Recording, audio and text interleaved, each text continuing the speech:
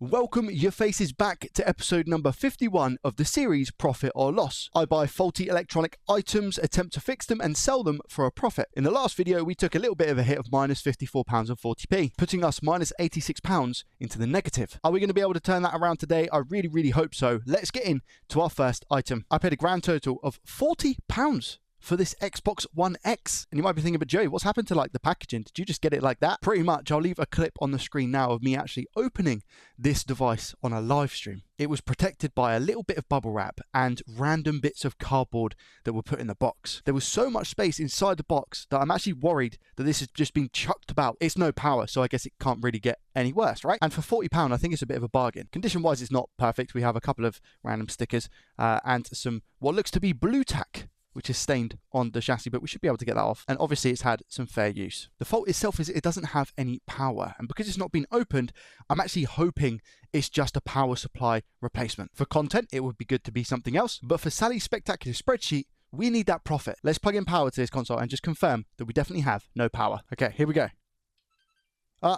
It turns on. I was spamming it because I generally believed obviously it wouldn't power on. But it's powering on. It says, listen for the Xbox One X console. Console does not power on and it's faulty, not working. All right, well, it also has display. It just says preparing console. Let's see if it does anything, I guess. In the meantime, check if it has a disc because it has a disc. Yo! HP in the Chamber of Secrets. Lovely. Jubbly. Probably worth about an extra 45 pence, I'd say. It's been a good 5 minutes. It's still on preparing console, so I'm going to go ahead and assume that maybe the person meant it turns on, but it doesn't go to dashboard. So I'm thinking like maybe a bad hard drive. I'm just going to try and boot it into safe mode. It doesn't want to go into safe mode, and again, that might be because the hard drive is playing up in some way. So I think what I'm going to do is take this apart, check over the hard drive, etc., give it some new thermal paste, and see if that solves our issue. Before we do that, a quick word from our sponsor, PCBWay. PCBWay are your one-stop solution for everything PCB. Simply go to the website for an instant quote, then fill out the options to make your custom PCB however you want. Even change the color of the solder mask on the PCB. PCBWay also offers services in CNC machining, 3D printing, sheet metal fabrication, and injection molding. Whatever your custom project needs, PCBWay will get it sorted. Head on over to the shared project section of the website and get involved with the community creations. Lastly, they even have a store to purchase some great soldering equipment. So what are you waiting for? Head on over to PCBWay.com to get started. The whole system itself is pretty dusty from what I can see. The fan as well. Hard drive has a little bit of dust on it, and overall the unit's getting pretty hot. So I'm going to give it a clean out and replace all of the thermal paste, etc. Just in case for whatever reason I'm unable to fix this. It's definitely suffered a drop. I don't know if you can see, but the metal chassis is bent underneath. So the motherboard itself sits in here and it's got a dent right in the middle here. In other news, yeah, this console's very dusty. Let's test the hard drive. Again, shout out to Bridger for the Xbox SATA cable tester. This is absolutely fine. Look, I'm wiggling it about and we don't get any breaks in any of the connections. All those LEDs are lit up nicely. So the cable itself for the hard drive is fine. Checking the actual hard drive itself, it's not showing up. I've got my C drive, D drive and F drive, and there should be another one, and it's just not here. So that would tell me the hard drive is indeed mashed up. I'm going to save you all of the boring bits. I'll get a 1 terabyte drive, put that in, install OSU1, and I'll be back with you in a second. But for me, it's probably going to be about an hour. Excuse the mess, and also excuse the dust that I have over myself from cleaning out this unit. We have success. OSU1 has been put onto the drive. I've signed in. Everything is working as it should do. Rise, Son of Rome is a disc game as well, so I know that the disc drive works and plays. Thermal should also be good because of the thermal paste and the clean of the fan. I've had a few Xbox Ones recently that when I go and replace the drive, I always end up having like some other issue, so I'm really happy that that's not the case with this one. And in essence, it's been quite a quick and easy turnaround for profit. Let's move on to item number 2. Go on and ask me what this item is, because I would turn around and tell you that I do not have the singlest Scooby as to what this is. I've bought so much stuff recently just for the sake of the content purposes. I don't have a clue what this is, so let's find out together. Have they wrapped this in like wool? What is this? I don't know what it is. It's like a blanket. Did I order a blanket? All right, what do we have? It looks like a Switch. Shock. If we address the elephant in the room, I know that some people don't like me fixing these Nintendo Switches, but if I'm honest with you, I really like working on them. I love working on Nintendo Switches, and not every single fault is exactly the same. I'd actually say in more cases than not, they make good profit on Sally's spectacular spreadsheet as well, and that is one of the main reasons I'm doing this series, to show the profit or loss. So if you're not a fan of the Nintendo Switches, I do deeply apologize, but we're going to try and fix this one anyway. The beauty of this is that I paid a total of £50 for this Nintendo Switch Lite, and I think I got quite lucky because it doesn't look like it's been opened before. Can you see the screws in the bottom? And also we have the screws in the top. I'm also trying to be a bit more picky with the eBay items to ensure that they haven't been opened before, so I don't mind actually paying a little bit more for an item that hasn't been opened. The chance of me making profit on that is significantly higher than somebody else who's been in the device. The condition of this is beautiful. Like really, really good. So if we can get this fixed, again, we have good profit here. Do we have? No game, unfortunately. That's okay. What about the SD card? No SD card either. Seller states they went to go and turn it on one day and it just didn't turn on. No charging, nothing. So I'm plugging in my microscope to look at the port. What do we have here then? Oh, okay, sweet. We can see exactly why this is probably not working. Would you look at that? That means I'm not going to plug in my fancy little ammeter to be able to see what the fault is, because I can see clearly what the fault is. It needs a new charging port. Whether or not that's actually blown any of the chips inside will be another question once I take it apart. I would like to take this opportunity to inform you that 53% of people who watch the channel aren't actually subscribed. I'd really appreciate it if you are a regular viewer just to hit that subscribe button, and hopefully one day we'll be able to hit 100k subscribers before YouTube stops giving out their plaques. So far, this board is looking spotless. Look, I mean, even the water damage indicator seems to be okay. No liquid damage down here. We're looking good so far. All right, back over to the scope. The first thing we're going to want to do is actually take this port off. And the reason why is because if we don't, we could have some interference when we're testing for our shorts, because this pin, it doesn't look like it's touching anything, but you never know. Because as standard, we need to have a look around our BQ, our M92 T36 to see if there's any shorted components. Check our fuse, make sure that's okay. But this port needs to be removed. And you're probably asking, Joey, how do you do that? Let me show you. We take our board and we hang it over the table and use our fume extractor to hold it in place. I am looking at investing into some Hakko Omni vices. They are really, really, really good little tools. I had them when I used to work at Rocket Repairs. But for the time being, a fume extractor will suffice. As promised about the temperature and airspeed, we're going 450 degrees Celsius with an airflow speed of 50% on the Aton ST862D, a brilliant hot air machine. I'll leave a link down below. It will be an affiliated link if you're interested. Let's get this port off. I'm not going to apply any flux. That's just me. Some people do like to apply flux, but I don't really see a need in this scenario. As well as the fact other people, because they have their own techniques, like to add leaded solder. The reason I don't add leaded solder is because you can add leaded solder here, here, and to these pins, but there is a row of pins underneath that you can't see. And if you're not applying leaded under there, but everywhere else has leaded, these areas that are visible will require less heat, but the ones underneath will still require the high heat. Get the board nice and hot.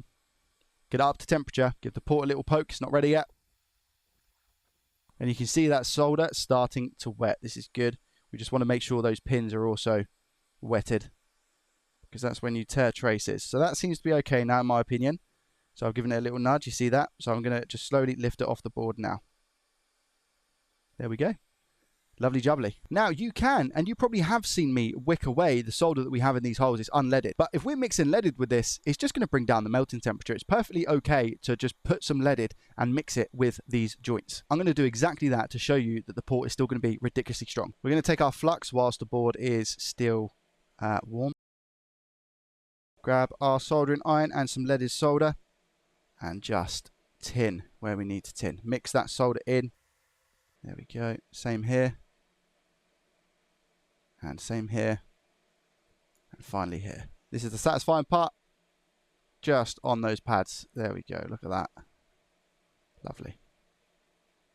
Clean up as I go. I like to get rid of any remnants of flux whilst we're working. Keep the job nice and clean. You can see on the back that some of that leaded has just pushed through as well. It's mixed with the unleaded. That's good. Now remember what I said about testing. For shorts, meet it in continuity mode. We're going to check the fuse, which is on the back of the board. All right, we have a continuity. We don't have a short. That's good. And now we're going to take a look at M92 T36 and BQ. Get a little bit closer for this. All right, let's see, shall we? Do we have any shorts? No shorts. It looks like just a busted port, if I'm honest. Yeah, I think we're in the clear. Lovely. Now we grab our Switch Lite port. I used to use just normal Nintendo Switch ports and then grind them down, but these ones, they come in at about £1, but they're so worth it just to be able to put this on without having to use a Dremel. And they're really clean cut. So what do? We tin the port. Bit of fluxation to the nation. And there we go. Our port is tinned. Except for this little bridge here. Get off. There we go. Back over to our makeshift board holder. Now we're going to put some more flux here, but not too much. I don't like to put too much flux here, if I'm honest. I'm just going to spread that out. Put some flux over here. And just some flux here as well. There we go. And you know what? I'm going to hit it with the exact same to put a port on. 450 and 50%. The 50% airflow might be a little bit too much, but we'll see. Might be a little bit shaky because I've had to put the fan on because of the flux fumes. We're just circling that heat and the solder should liquefy any second. There we go. You can see the solder liquefying now. So what we're going to do is slowly come in with the port and just place that on. Push it down a little bit. And then we're going to carry on with the hot air and just give the port a little nudge to sit down. That's what needs to happen. Just like that. So that port is now flat to the board. But we're going to continue circling the heat. And what I like to do is just push the port around a little bit, just to make sure that the solder has definitely bonded between the port and the board. And that looks pretty good, if you ask me. And now I'm going to give it a little bit of a push down, not too much, but just a little bit of pressure here. Just like that. And I'm going to come off the heat in about 3, 2, 1. And I'm continuously pushing down on that port. And again, not very hard, just to ensure we have a solid connection. The solder is now solid.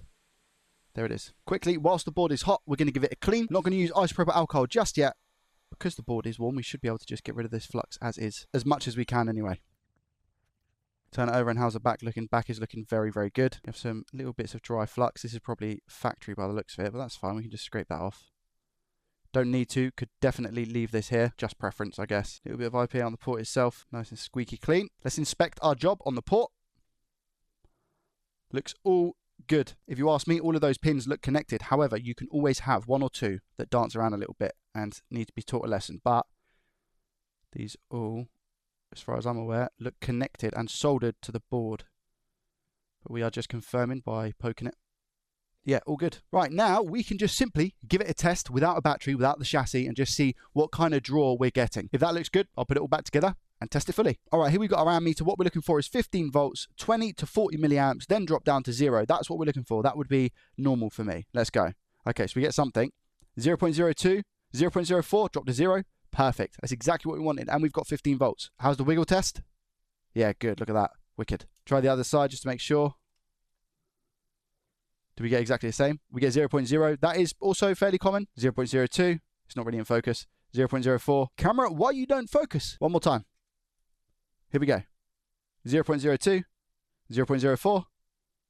There we go. That's exactly what we want. I'll reassemble and make sure everything works. All right, the switch is back together. And again, one of those ones, look at the condition of this. It's absolutely incredible. I've just given it a quick clean. A little bit of IPA and a microfiber cloth. Screen is immaculate. I can see like the tiniest bit of like scratch just up here. But other than that, it's gorgeous. Given a new lease of life, saved from landfill, and a little bit of profit in the pocket. Does it work? Because that would be embarrassing. All right, plugging in the charging cable now.